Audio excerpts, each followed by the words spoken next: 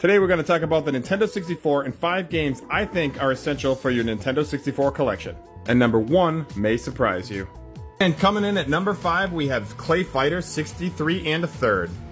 This game is great because it takes you back to a time where game developers were being risky, taking chances, being funny, goofy, and not taking themselves too seriously, because they could have called it Clay Fighter 64, but they said Clay Fighter 63 and a third just because. Number 4 was too hard, so we're going to tie it up with San Francisco Rush and San Francisco Rush 2.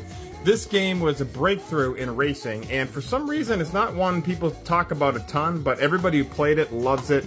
This game was an arcade racer that had some crazy physics for the Nintendo 64, and I had to add it to my essential list because it's pretty easy to come by for pretty cheap. And 2 is basically the same, but they added a stunt course, they added fun abilities and modes. This game is a must-have. Both of these a must-have on Nintendo 64. For number 3, we got Legend of Zelda Ocarina of Time, widely accepted as the best game of all time, needs no explanation, no introduction. Number 2, we're going to give it to Perfect Dark.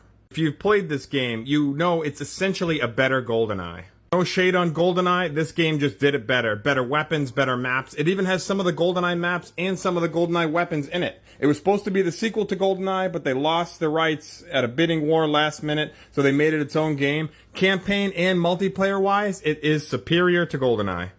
To get to number 1, I want to give some notable mentions. The only reason I'm not mentioning these iconic games, which are Super Mario 64, Super Smash Bros. For 64, and Mario Kart 64, the only reason I'm not mentioning these are just super obvious, and they get enough attention as is. Of course these are essential, but I didn't feel obligated to put them in. The number 1 essential for Nintendo 64, as controversial as this is gonna be, for me, it's Worms Armageddon. I had started with Worms 2 on PC back in the day. I skipped over this one, and I completely regret it. Me and my friends still go at it with Worms Armageddon every time they come over. I've gotten my friends into this game in 2023, and people are dying to play it every time they come over. Fantastic multiplayer game, and it's good for everybody.